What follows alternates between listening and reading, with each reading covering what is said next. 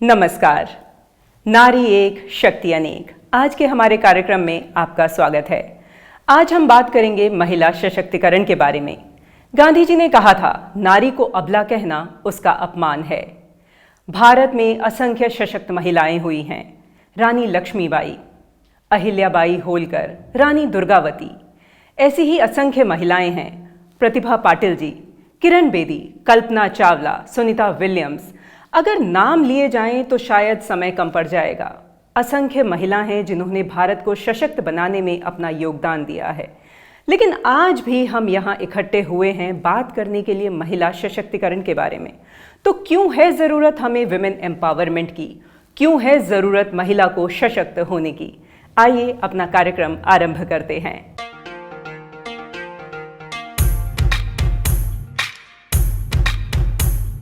युगों युगों से एक पहेली है जो कभी नंगे पांव से आंगन में खेली है, जो कभी इंद्रधनुष बन के खनकती है कलाई में।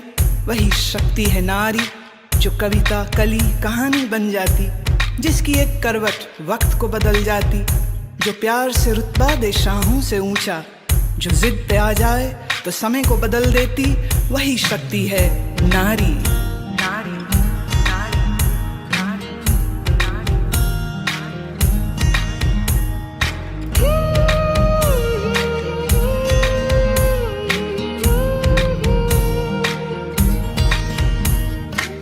छोटे से नन्हे हाथों में अपनी जैसी ही प्यारी गुड़िया संभाले, छोटे से कच्चे धागे से सारी उम्र का तू रिश्ता बना ले। तुझसे ही है रोशनी, तू ही जीवन, तू खुशी, अमुक संगारे। तू धूप में साया बने, शुरू दुनिया सारी। तू ही है माँ, तू प्रियतमा, तू ही है बेटी हमारी। कई रूप है तेरे नारी।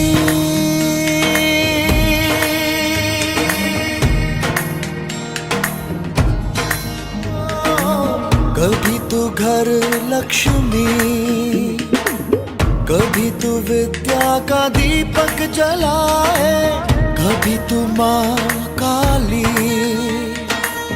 कभी तू ममता का आंचल फैलाए। डोर तू प्यार की, तू आस, तू आरती, अमुक संगारे। तू जो चले कुदरत चले, तुझसे समय की सवारी।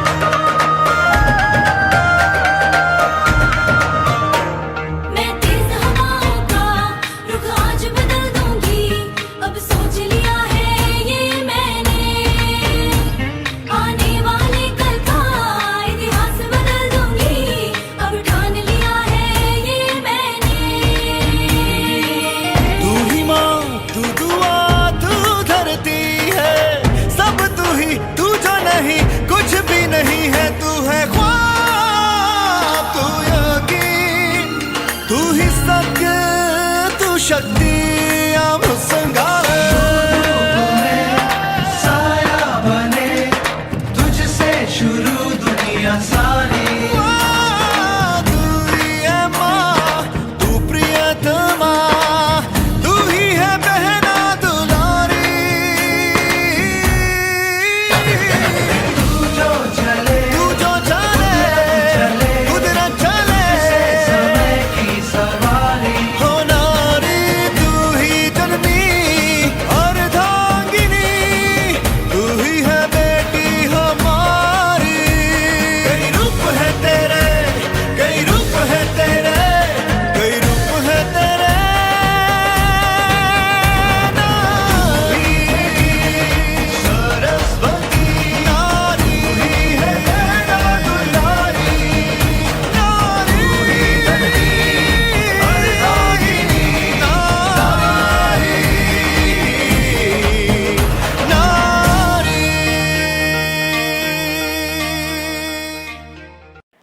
नारी एक शक्ति अनेक में हमारे साथ उपस्थित हैं अपनी अपनी फील्ड से सशक्त महिलाएं।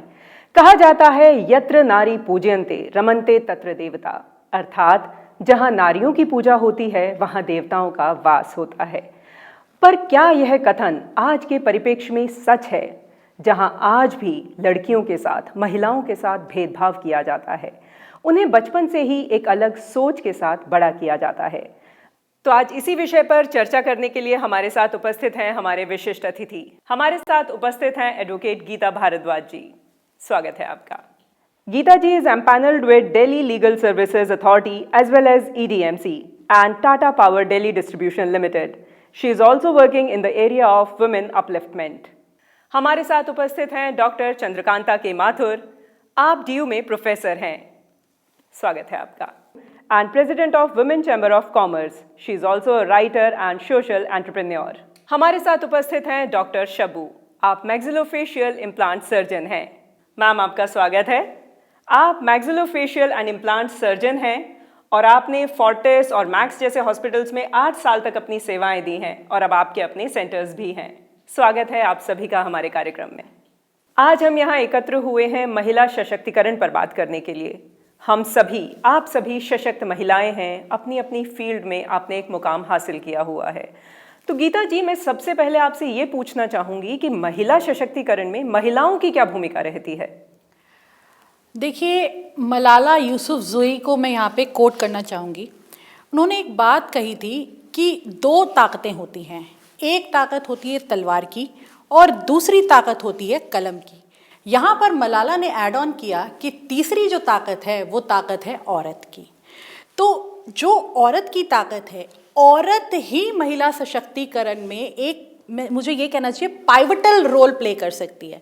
क्योंकि अभी भी अगर हम देखें तो मेजॉरिटी ऑफ केसेस में हम यही देखते हैं कि जहाँ पर भी महिलाओं का शोषण हो रहा है, वहाँ जो शोषित महिला है उसका शोषण उसी महिला के द्वारा हो रहा है जो या तो उसकी कोई रिलेटिव है, उसकी सास है, उसकी माँ है, या उसके घर में या उसके ऑफिस में उसकी बॉस है। तो जनरली क्या होता है कि बेशक ये एक पितृसत्तात्मक समाज है, मेल डोमिनेंट वर्ड है, लेकिन उसका दमन ना हो। देखिए, वुमेन अपलिफ्टमेंट से भी बहुत ज़्यादा ज़रूरी है कि एक महिला के दमन को हम रोकें। उसको रोकने के लिए जितने उपाय हम कर सकते हैं उतने उपाय हम करें।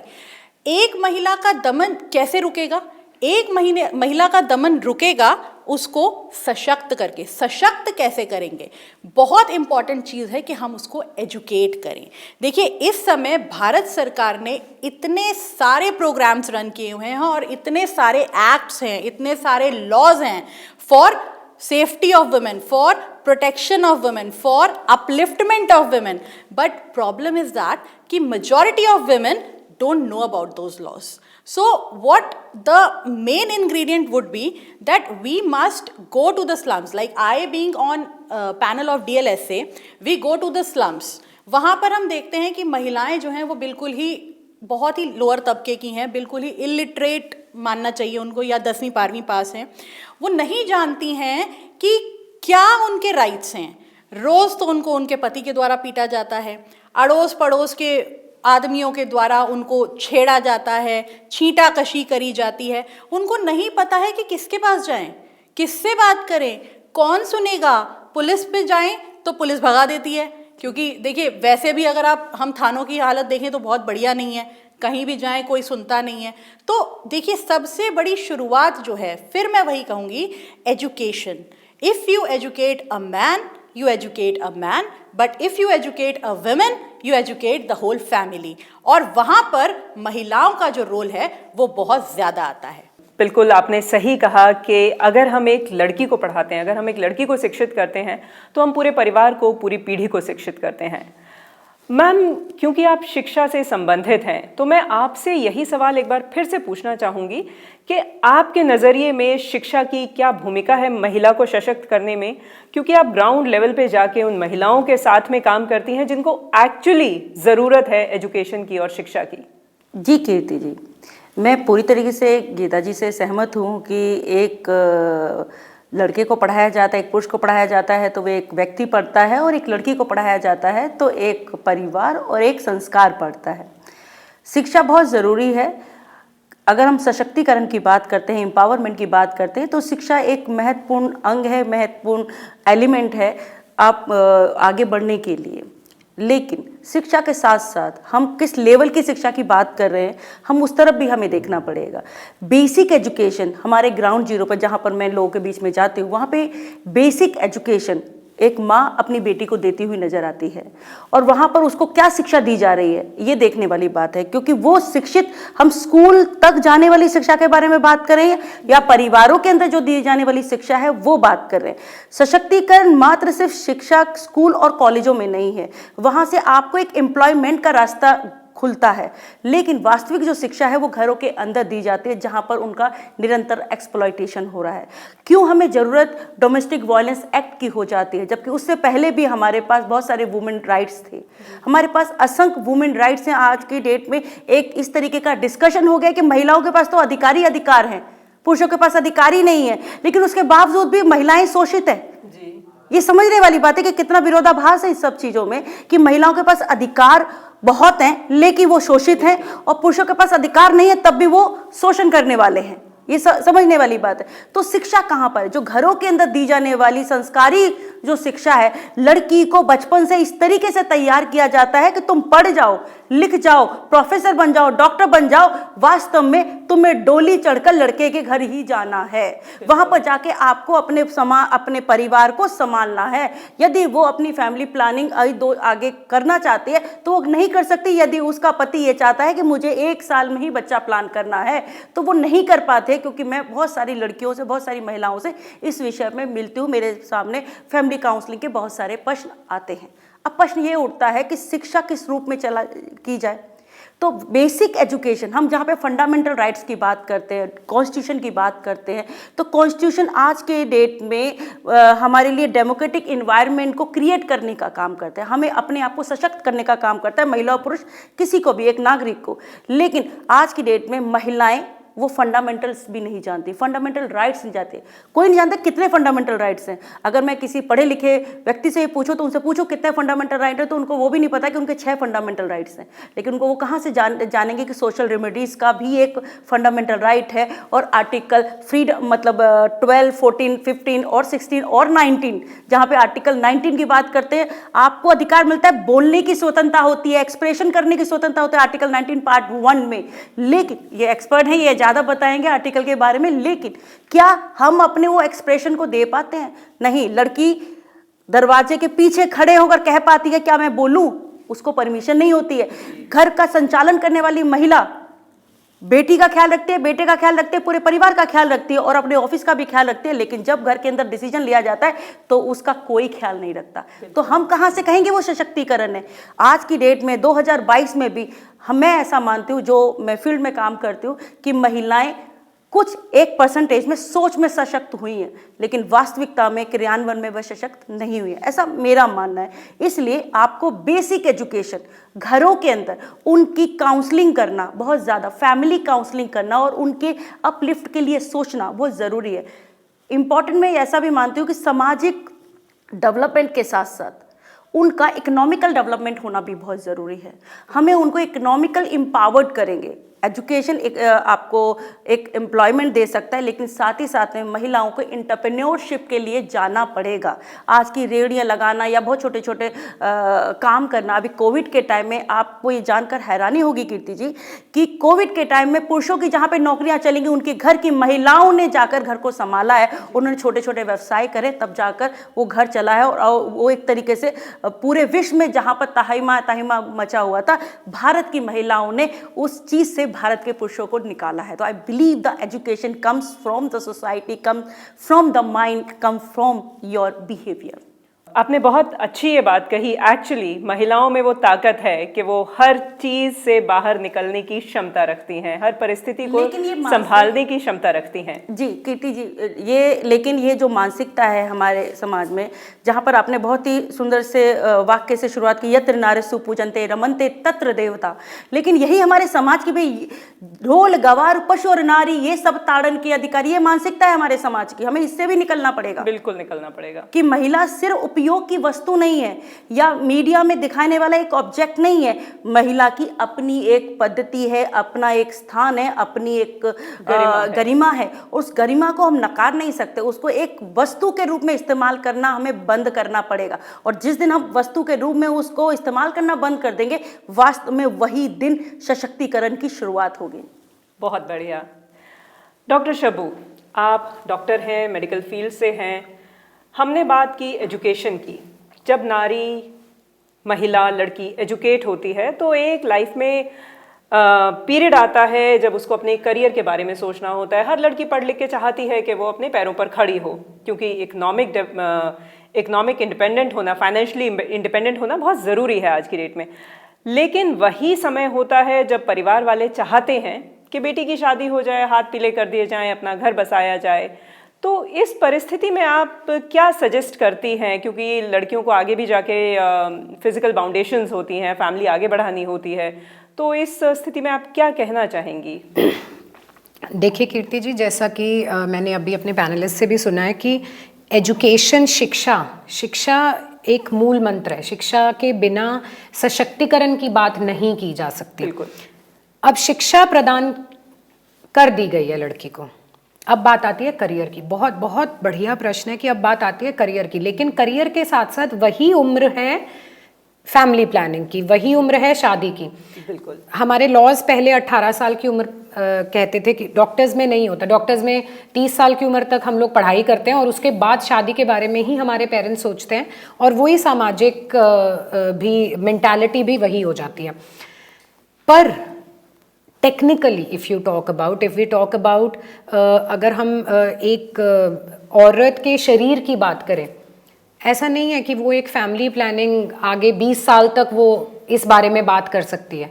एक उम्र है जब तक उसको फैमिली अपनी पूरी करनी है। एक उम्र है जब तक उसको अपनी सशक्तता को पूरा करना है। पर आप उस उम्र में आपको अपने लिए एक स्टैंड लेना पड़ता है। सामाजिक प्लेटफॉर्म हमेशा से ऐसा रहा है कि लड़की को एक सशक्त लड़के के साथ विवाह के लिए हमें ढूंढना है, जो उससे शायद ज़्यादा कमाता हो, उससे ज़्यादा सेटल्ड हो। This word settlement is mostly used for the mails. तो अगर हम सेटलमेंट की बात करते हैं, सेटलमेंट वर्ड मोस्टली सदियों से हम एसोसिएट कर रहे हैं पुरुषों के साथ। लड़का सेटल्ड है, लड़के की जॉब किस शहर में है, तो हमें डिसाइड करना है कि लड़की को हमें कहाँ भेजना है। पर ये शायद हम लड़कियों के हाथ में, हमारे खुद के हाथ में। हम अगर अपनी इकोनॉमिक स्टेबिलिटी शादी से पहले ही कर लेते हैं और अपनी जो शिक्षा का यूज़ है वो अपनी इकोनॉमिक स्टेबिलिटी में लाएंगे, तो शायद आने वाले टाइम में, या for that matter in a few years, ये दोनों के माता पिता डिस्कस करेंगे कि लड़की की इकोनॉमिक स्टेबिलिटी है, लड़के की इकोनॉमिक स्टेबिलिटी है, एंड अब हमें ये देखना है कि बीच का रास्ता किस तरह से निकाला जाए। सिर्फ लड़की ही हर चीज़ के लिए अपने आप को, लड़की के माँ बाप ही नहीं ये कहेंगे कि ठीक है बेटा आप यहाँ सेटल्ड हो तो हमारी बेटी वहाँ पे आ जाएगी, नहीं, क्योंकि लड़की ऑलरेडी इकोनॉमिकली स्टेबल है। अब पॉइंट आता है कि लड़की ने अपने आप को इकोनॉमिकली स्टेबल कर लिया है, लेकिन अब उसको एक परिवार चलाना है। एक वर्किंग वुमेन के नाते उसने अपना जो जीवन है, जो वैवाहिक जीवन है और जो उसका प्रोफेशन है, उसको एक बैलेंसिंग एक्ट की तरह लाइफ में उसने आगे बढ़ना है। एक महिला का खुद का स्टैंड कि मुझे अपने प्रोफेशन को भी देखना है और मुझे साथ साथ अपने परिवार को एक अच्छा, एक बेहतर और एक सशक्त परिवार बना के रखना है। अब यहाँ एक और बात आएगी, फैमिली सपोर्ट। जी, ये बात बिल्कुल सही है कि बिना फैमिली सपोर्ट के इट इज़ ऑलमोस्ट इम्पॉसिबल, क्योंकि अभी जैसे मेरे फेलो पैनलिस्ट ने बात की थी, मैं बात नहीं कर रही हूँ एक नीचे तबके के लोगों की, मैं बात उनकी कर रही हूँ जो करियर में है, जो ऑलरेडी एस्टैब्लिश्ड है। तो वहाँ पे बात मैंने बहुत बार देखा है कुछ वुमेन को जो ये कहती हैं, मैंने तुम्हारे लिए अपने 10 साल सैक्रिफाइस कर दिए हैं and now I want something in return. That's not right, I guess. You did it for yourself. जी Now, balancing has to be done by yourself. But, of course, with 100% family support. That family support will come when we stop cribbing about ourselves. We have to be empowered ourselves first. Then only probably दूसरे लोग हमारे बारे में नहीं वो empowered है, वो इतना आगे बढ़ रही है एंड देखिए वो किस तरह से मैनेज कर रही है अपना वर्क लाइफ बैलेंस. रिस्पेक्ट आएगा. Self respect is the ladder to respect from others. आप अपने आप को रिस्पेक्ट नहीं करेंगी, ट्रस्ट में आप अपने प्रोफेशन को रिस्पेक्ट नहीं करेंगी, कोई आपके प्रोफेशन को रिस्पेक्ट नहीं करेगा. आप खुद कह देंगे कि मैं आज इसलिए गिव अप कर रही हूं क्योंकि मैं 2 बच्चों की मां हूं. That is not the reason to give up. That is not the reason to give up. You are giving up because you are not confident. You are giving up क्योंकि आपको एक अंदर से सशक्तता नहीं है कि क्या आप एक बैलेंसिंग एक्ट कर पाएंगे लाइफ में. जब आप में कॉन्फिडेंस होगा कि मैं एक बैलेंसिंग एक्ट कर सकती हूँ, ट्रस्ट मी, कोई आपको नहीं रोक पाएगा. कोई आपको नहीं रोक सकता. आपके माता पिता, आपके हस्बैंड, आपके बच्चे, आपके इन लॉज, ये सब, इन सबको बैरियर्स मत बनाइए. Take them as a whole. Take them as a group in your development. And once you are developed, believe me, the entire family will be at a certain level. एक level होगा आपकी family का और आप मानिए आपको श्रेय मिलेगा उस चीज का और किसी को इस चीज का श्रेय नहीं मिलेगा. यही कहा जाएगा कि इस औरत ने, इस महिला ने अपने बच्चों को, अपनी फैमिली को, अपने प्रोफेशन को इतना बखूबी बैलेंस किया कि सब कुछ बढ़िया चल रहा है. अभी 2 साल पहले की बात है, मेरी एक फ्रेंड है बैंगलोर में, very close to me. Unfortunately they got divorced. उनका रीज़न क्या था कि they were both engineers and she gave up her career as soon as, जैसे ही उनका पहला बच्चा हुआ उन्होंने अपना करियर, इसलिए कि probably there was nobody at home, कोई नहीं था उनका देखभाल करने के लिए. पहला बच्चा हुआ एक्सक्यूज मी, दूसरा बच्चा हुआ. इन सब को करते करते 8 साल बीत गए. वो अपनी ज़िंदगी में 8 साल पीछे चले गए. वो अपने प्रोफेशन में 8 साल पीछे चले गए. किसने कहा था? हस्बैंड ने नहीं कहा कि आप 8 साल पीछे जाइए. देखिए, ये जो पुरुष प्रधान हम सोसाइटी बोल रहे हैं वो शायद रहेगी, वो हम कम कर सकते हैं पर वो हम पूरी तरह से उसको वैनिश नहीं कर सकते. हम एक इक्वालिटी ले आएंगे, पर अगर हम कहेंगे कि हम ऊपर चले जाएंगे और वो नीचे चले जाएंगे, ये कभी नहीं होगा. ये कभी नहीं होगा. वो शायद वो बायोलॉजिकली ही ऐसा है शायद. So she had this plea कि तुम्हें आज इतने का पैकेज मिल रहा है, मैं अपनी ज़िंदगी में कुछ भी नहीं हूँ, because I sacrificed everything for you. So please वो एलिमेंट ऑफ सैक्रिफाइस जब भी आ जाएगा, आपकी रिस्पेक्ट, आपका एक जो अहंकार था आप में, आपका प्रोफेशन आपका अहंकार, आपका प्रोफेशन आपकी पहचान है. एंड ट्रस्ट मी, प्रोफेशन कभी आपको उठ के नहीं कहेगा कि I don't love you any more. You give your profession 100%, your profession will give you 200% back. True. So अपने प्रोफेशन को ऑप्शन मत बनाइए. मैंने देखा है महिलाएं अपने प्रोफेशन को एक ऑप्शन बना लेती हैं. मेरी शादी हो गई है तो अभी काम करना नहीं करना ये तो मेरे इन-लॉज के हाथ में है. वो आपके हाथ में है. वो आपके हाथ में है कि अपने डिसीजंस जब तक आप खुद नहीं लेंगी, आपके लिए कोई नहीं खड़ा होगा. मैं फिर वही बात कहूँगी, ये सोसाइटी, ये समाज ऐसा ही है. आपने जब एजुकेशन में अपनी ज़िंदगी के प्रॉबेबली 15-16 साल, डॉक्टर बनने में तो लग जाता है, काफ़ी टाइम लग जाता है. आप ग्रेजुएशन करते हैं, आप पोस्ट ग्रेजुएशन करते हैं, आप उसके बाद अगर ये कहेंगे कि मेरे माँ बाप ने या मेरे इन-लॉज ने या मेरी बहन ने या मेरे भाई ने, पति ने मुझे काम नहीं करने दिया, वो आपकी कमज़ोरी थी. जी. आप अपने लिए खड़े होइए, आप अपनी एजुकेशन को आगे बढ़ाइए, आप अपना डिसीजन लीजिए. तब अगर कोई सपोर्ट नहीं करता है, take a stand for yourself. Exactly. Take a stand for yourself. नहीं, आपने बहुत अच्छी ये बात कही. आपका जो कहना है कि महिला को सशक्त करने के लिए उसको अपने आप को स्टैंड करना पड़ेगा, अपने डिसीजंस अपने आप लेने पड़ेंगे। उसके बाद वो दूसरों से उम्मीद कर सकती है कि उनका क्या फैसला होता है।